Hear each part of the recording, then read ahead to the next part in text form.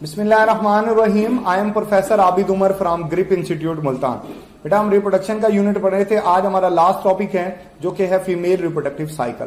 देखिए human female के अंदर जो एग प्रोडक्शन होती है वो एक पीरियोडिकल एक्टिविटी होती है। एग प्रोडक्शन जो होती है बेटे वो एक पीरियोडिकल एक्टिविटी होती है जिसमें डिफरेंट जो है बेटा वो पीरियड्स जो है वो रन आउट होते हैं। कुछ बेसिक बातें जो है बेटा वो मैं आपको बताऊंगा, वो आपको अपने जहन के अंदर जो है बेटा वो याद रखनी है। चले देखिए, जैसे मैंने आपको कहा कि जब ह्यूमन फीमेल पॉवर्टी एज के ऊपर पहुंचती है तो उसमें एफएसएच पैदा होता है, फॉलिकल स्टिमुलेटिंग हार्मोन। ये फॉलिकल स्टिमुलेटिंग हार्मोन जो है बेटा वो स्टिमुलेट करता है पैरामोडियल फॉलिकल्स को।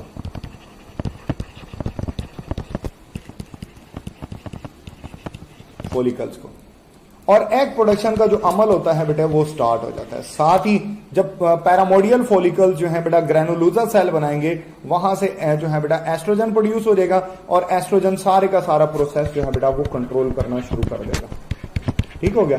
अच्छा, अब इसके अंदर कुछ चीजें आपको मेमोराइज करनी है। देखो बेटा एक हार्मोन होते हैं उनको कहते हैं गुनेडोट्रोफिन्स। गुनेडोट्रोफिन बेसिकली जो है बेटा वो पिट्यूटरी हार्मोन्स होते हैं।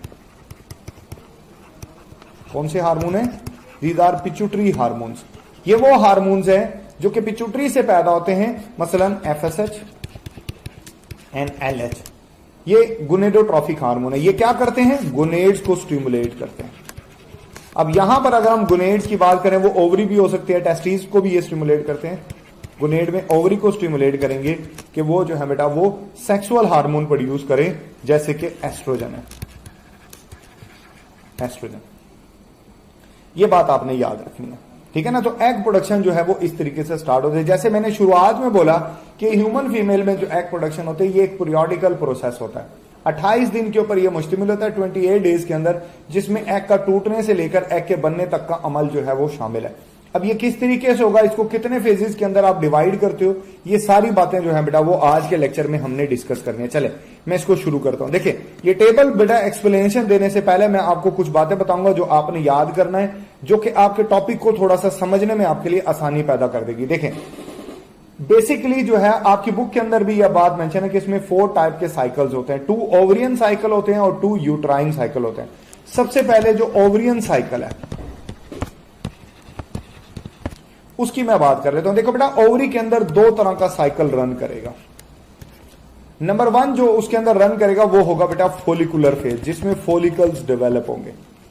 फोलिकुलर फेज होगा, ठीक हो गया। दूसरा जो फेज होगा वो ल्यूटियल फेज होगा, जिसमें कॉर्पस ल्यूटियम बनेगा। ठीक हो गया, ल्यूटियल फेज होगा। इसी तरीके से जो है बेटा मैं बात करता हूं यूट्राइन साइकिल की। यूट्राइन साइकिल में यूट्रस में जो होता है इसके अंदर भी 2 साइकिल चल रहे होते हैं। पहला जो होगा बेटा उसको कहा जाता है प्रोलिफरेटिव फेज। प्रोलिफरेटिव फेज होगा। नंबर 2 दूसरा जो होगा उसको जो है बेटा वो आप नाम देते हो सेक्रेटरी फेज का। असल में ना ये फेज पैरेलल चल रहे होते हैं। मसलन देखिए जिस वक्त जो है बेटा वो अगर मैं बात करूं ओवरी और इधर से मैं बात करूं यूट्रस, ठीक है ना, तो इस वक्त जो है बेटा कॉमन जो चल रहे होते हैं, इधर चल रहा होगा फॉलिकुलर फेज सेम,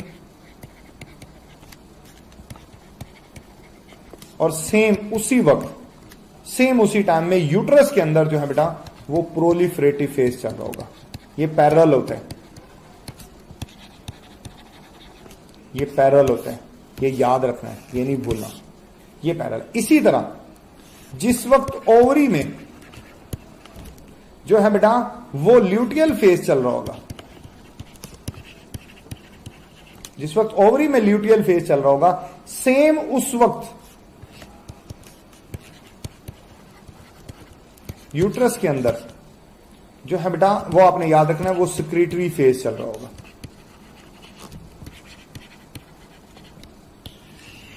ये आपने नहीं भूलना। ये इस तरीके से एक दूसरे के पैरेलल होते हैं। अब ये किस तरीके से होता है दिखाने को तो मैं बेटा डायग्राम में भी आपको समझा सकता हूं कि ये कैसे होता है, लेकिन ज्यादा अच्छा आपको समझ आएगा मैं खुद से आपको थोड़ा सा ड्रॉ कर दूं, फिर आपको डायग्राम से भी बता देता हूं। जो बुक में डायग्राम गिवन है वो भी बता दूंगा, सब कुछ बताता हूं। देखिए सबसे पहले जो ह्यूमन मेंस्ट्रुअल साइकिल होता है ना बेटे, उसकी शुरुआत होती है, उसमें डेज जो स्टार्ट होते हैं वो मेंस्ट्रुएशन से स्टार्ट होते हैं। ठीक हो गया। अच्छा देखिए, अब मैं ना यहां से अगर लेता हूं ना, देखिए ये पूरा साइकिल आप जानते हो, ये चलता है 1 से शुरू होता है और 28 दिन तक चलता है, ऐसी है ना, ये साइकिल है। अच्छा, आपकी बुक ने लिखा है कि 3 to 7 डेज की मेंस्ट्रुएशन होती है। 3 to 7 डेज की क्या होती है, वो मेंस्ट्रुएशन होती है। ठीक हो गया, ये आपकी बुक ने लिखी है, तो आप यहां पे रख लें, ये ले जी 7। तो बेटा यहां तक अगर आप लेके जाओगे ना इसको यहां तक, तो इस दौरान क्या हो रहा है, इस दौरान हो रही है मेंस्ट्रुएशन, यानी पहले जो एग बना था वो एग रिलीज हो रहा है ब्लड और डेब्रिस की शक्ल में। ठीक है ना, किसकी शक्ल में, ब्लड की शक्ल में प्लस डेब्रिस की शक्ल में, यही मेंस्ट्रुएशन कहलाती है। ठीक है ना, ये मेंस्ट्रुएशन हो रही है पहले 7 दिन। अब वो फीमेल टू फीमेल वेरी करता है, कम से कम 3 मैक्सिमम 7। ठीक है ना, 7 से ऊपर भी हो सकते हैं, 7 से कम भी हो सकते हैं, लेकिन आपकी बुक में जो चीज मेंशन है मैं उसके अकॉर्डिंग बता रहा हूं। अच्छा, बाकी ये जो 14 दिन तक यहां 14 दिन तक जो प्रोसेस चल रहा होता है बेटे, वो अगर आप बात करें जो है यूट्रस की, अगर आप यूट्रस की बात करेंगे तो यूट्रस के अंदर फेज चल रहा होता है, उसको कहते हैं प्रोलिफरेटिव फेज। ये यूट्रस में चल रहा है। और सेम अगर मैं बात करूं ओवरी की, तो ओवरी में उस वक्त फोलिकुलर फेज चल रहा है, यानी फोलिकल्स डेवलप, फोलिकुलर फेज चल रहा है। ठीक है ना, ये ओवरी में हो रहा है। अभी ये मुकम्मल नहीं हुआ होता आपकी बुक के अकॉर्डिंग। अभी मैं जो बातें बताऊंगा ना वो सिर्फ और सिर्फ आपकी टेक्स्ट बुक से ले रहा हूं, कुछ इजाफी बातें भी बताऊंगा। अभी ये पूरा नहीं हुआ था कि 13वें दिन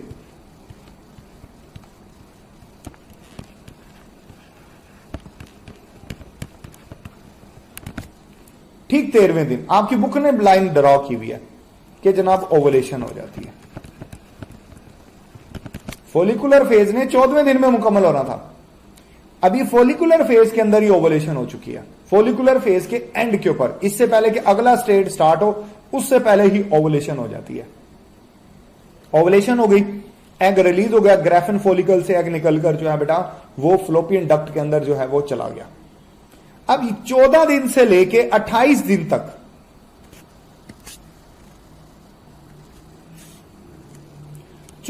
से लेके ये 28 दिन तक अगर आप इसको लेकर चलें तो बेटे यहां पर चल रहा होता है सेक्रेटरी फेज और यहां पर चल रहा होता है ल्यूटियल फेज। ल्यूटियल फेज, ठीक है ना। सेक्रेटरी फेज ये होगा ओवरी में और ये आप यूएल जानते हो ये होगा यूट्रस में। ये चल रहा होगा, 28 दिन मुकम्मल हो गए। अब इसके बाद अगर आप आगे लेकर चलोगे तो अगले साइकिल का मेंस्ट्रुएशन स्टार्ट हो जाएगा। ये अगले साइकिल का, ये साइकिल यहां पे मुकम्मल हो गया। मेरा ख्याल है कि अब आपको यहां से फेजेस के बारे में बहुत अच्छे तरीके से आइडिया हो गया होगा कि किस वक्त कौन सा फेज जो है वो चल रहा होता है। चल, अब किसी भी किस्म का एमसीक्यूज आएगा, ट्रिकी हो जैसा भी हो, अब आप मेरा ख्याल है कर लोगे। देखो बेटा, ये आपकी बुक की डायग्राम है, आप ये देख ले। मैंने आपको कहा था ना कि मेंस्ट्रुएशन यहां पर उसने 3 दिन, क्योंकि एवरेज डेज इसने लगाए, ठीक है ना। वैसे जो आपकी बुक ने 3 से 7 लिखे हैं तो वो फिर यहां पर लाइन आनी चाहिए थी। बहरहाल पहला मेंस्ट्रुएशन, दूसरा प्रोलिफरेटिव, ये देख लें ठीक 13वें दिन के ऊपर ये ओवुलेशन की हुई है। फिर आगे ये सेक्रेटरी फेज चल रहा है और यहां पर ल्यूटियल फेज चल रहा है और फिर फाइनली 28 दिन के बाद यहां पर मेंस्ट्रुएशन स्टार्ट हो गया। ये आपकी बुक की डायग्राम है कि इस तरीके से साइकिल जो है बेटा वो रन आउट कर रहा था, ये आप देख सकते हो। अच्छा, एक होती है फर्टाइल विंडो। फर्टाइल विंडो से मुराद ये होता है कि बेटा कि एग के रिलीज होने के चांसेस क्या होते हैं। बेटा एग बेसिकली जब एग ओवरी से रिलीज होकर ओविडक्ट में जाता है तो 1 दिन गुजारता है ओविडक्ट के अंदर। जो ओविडक्ट का प्रोक्सिमल पार्ट होता है वहां पर वो 24 आवर्स जो है बेटा वो स्पेंड करता है। ओविडक्ट के अंदर 2 से 3 डिवीजन होती है, लेकिन वो 2 से 3 डिवीजन डिपेंड करती है कि फर्टिलाइजेशन उसके प्रोक्सिमल पार्ट में हो जाए। ओवरी के करीब का जो एरिया होता है बेटा, वही बेसिकली जो है वो उसका प्रोक्सिमल पार्ट होता है। वहां पर फर्टिलाइजेशन का अमल अगर हो जाए तो 2 से 3 डिवीजन जो है वो ओविडक्ट के अंदर ही मुकम्मल हो जाती है। एग ओवरी से रिलीज होने के बाद ओविडक्ट में आने के बाद 24 आवर्स तक स्पर्म का वेट करता है। लेकिन अगर स्पर्म ना आए तो ये एग आगे मूव कर जाता है, और जब ये आगे मूव कर जाता है तो फिर फर्टिलाइजेशन के चांसेस 0 हो जाते हैं। मीन स्पर्म के पास सिर्फ 24 आवर्स होते हैं कि वो जो है बेटा वो वजाइना से सर्विक्स, सर्विक्स से यूट्रस, यूट्रस से फिर ओविडक्ट के लास्ट पार्ट तक जो है वो पहुंच जाए। इसके लिए ये फर्टाइल विंडो है कि जब मेंसुरेशन एंड होती है तो 8वें दिन से लेके 14वें दिन तक की फर्टाइल विंडो होती है। इसमें कोई एक दिन होगा जिसमें एग ओवरी से रिलीज हो जाएगा, कोई एक, वो कि फीमेल टू फीमेल वेरी करता है, वो कोई भी हो सकता है, ठीक है ना। लेकिन ये जो 10 से लेके 14 तक का टाइम है, ये मोर जो है बेटा वो समझा जाता है, ये वाला टाइम, ठीक है ना, कि there will be a best chance of conception. इसमें कंसेप्शन के चांसेस सबसे ज्यादा होता है। प्रेगनेंसी के चांसेस इसमें सबसे ज्यादा जो है वो होंगे। फिर आगे जब ये वाला फेज आगे निकल जाएगा, फिर ये जो बेटा जो ल्यूटियल फेज होता है या जो सेक्रेटरी फेज होता है, इसके अंदर चांसेस जो है वो तकरीबन ना होने के बराबर होते हैं। जब ओवरी जो है बेटा वो ग्रेफिन फॉलिकल जो पीछे बच जाता है वो प्रोजेस्टेरॉन प्रोड्यूस करता है। ये प्रोजेस्टेरॉन टेम्परेरी सोर्स है कॉर्पस ल्यूटियम का। ये जब तक कॉर्पस ल्यूटियम डीजनरेट नहीं होती ये पैदा होता रहेगा। जैसे ही प्रोजेस्टेरॉन का लेवल कम होगा तो बेटा क्योंकि एंडोमेट्रियम जो होती है उसकी जो लाइनिंग होती है वो ब्रेक होना शुरू हो जाएगी और ब्लड और डेब्रिस की सूरत में जो है बेटा वो ब्लड बॉडी से रिलीज हो जाएगा, ठीक है ना, जिसको आप मेंसुरेशन कहते हो। स्टार्ट ऑफ जो मेंसुरेशन होती है फीमेल में, जो स्टार्ट ऑफ मेंसुरेशन होती है उसको कहा जाता है मेनार्क, ठीक है।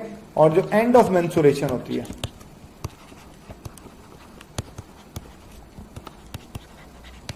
उसको कहा जाता है मीनोपास। ये प्रोसेस फीमेल में सारी जिंदगी एग नहीं बनते, जैसे मेल में स्पर्म सारी जिंदगी बनते। मेल में भी बता दो सारी जिंदगी स्पर्म बनते जरूर है कि 9 साल से लेके टिल डेथ तक स्पर्म बनते रहते हैं, लेकिन with the passage of time sperm production की कम हो जाती है, स्पर्म काउंट कम हो जाता है with the passage of time. Sperm सारी जिंदगी बनते रहते हैं, लेकिन मेल में एग सारी जिंदगी नहीं बनता। फीमेल के अंदर एग जो है वो सारी जिंदगी नहीं बनेगा। फीमेल में एग पॉवर्टी से स्टार्ट होता है और एक पर्टिकुलर एज तक चलता है, क्योंकि उसके बाद जो है उसकी बॉडी इतना सपोर्ट नहीं करेगी कि वो नए जानदार को जो है बेटा वो प्रोड्यूस कर सके। तो दैट्स वाई अल्लाह ताला की कुदरत से उसमें मीनोपाज स्टार्ट हो जाता है और ये सारा प्रोसेस ब्लॉक हो जाता है, ठीक है ना। जब मेंसुरेशन भी ब्लॉक हो जाएगी, एग प्रोडक्शन भी बंद हो जाएगी, ठीक हो गया। एक और लास्ट बात मैं बताऊंगा बेटा, वो है ऑयस्ट्रस साइकिल। ये क्या होता है? इसको हीट साइकिल भी कहा जाता है बेटा। ये जो मेंसुरेशन साइकिल है या फीमेल रिप्रोडक्टिव साइकिल है, ये सिर्फ ह्यूमन फीमेल में पाया जाता है, या सिर्फ कुछ प्राइमेट्स में जैसे मंकीज और एप्स के अंदर भी पाया जाता है, लेकिन जो अदर मैमल्स हैं उनके अंदर ये साइकिल नहीं होता। उनके अंदर ऑयस्ट्रस साइकिल होता है। वो साल में या 2 साल में एक एग पैदा करते हैं, और जिस वक्त मेल की तरफ से उनको मेटिंग हीट मिलती है तो उस हीट की वजह से एग रिलीज होता है, उसी वक्त स्पर्म मिलते हैं, ठीक है ना, जो है उसी वक्त स्पर्म मिलेंगे और उसी वक्त फर्टिलाइजेशन होगी और उसी वक्त जो है बेटा वो प्रोसेस मुकम्मल हो जाएगा। उनके अंदर हर 28 डेज के बाद एग बनना और उसके टूटने का अमल नहीं होता, ठीक हो गया। यहां पर हमारा टॉपिक मुकम्मल होता है। आपके जहन में किसी भी किस्म का कोई सवाल हो, कोई कंफ्यूजन हो तो बेटा आप मुझसे जरूर पूछिएगा। अपना बहुत सारा ख्याल रखिएगा। Thank you, Allah Hafiz.